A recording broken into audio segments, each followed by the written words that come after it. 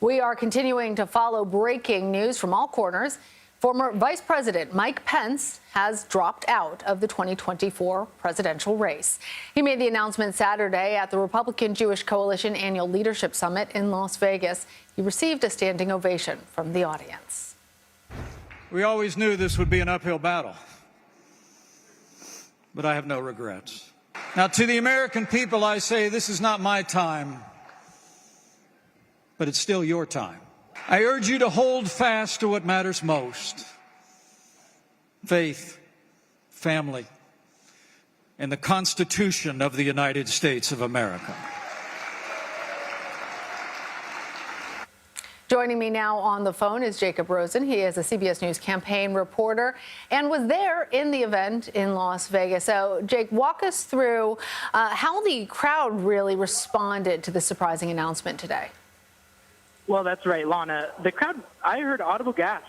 I don't think people expected at a speech by a set of former presidential candidates that Mike Pence would be dropping out. He gave the first half of his speech was mostly about Israel, the need to keep the United States in support of Israel, the need to elect a president that is supportful of Israel in basically all facets.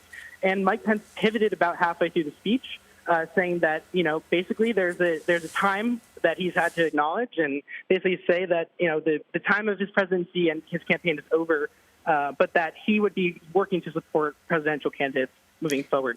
And Pence's campaign, it's not a secret, it failed to gain any traction since he announced. Still, as you say, this was a surprise. The audience reacted that way.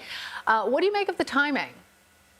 Well, it's very interesting. Mike Pence would have had to file to run in the South Carolina primary in just a couple of days, and the filing fee of that is $50,000. Mike Pence also had not yet announced whether he had qualified for the next debate in November with all the other GOP candidates in Miami on November 8th.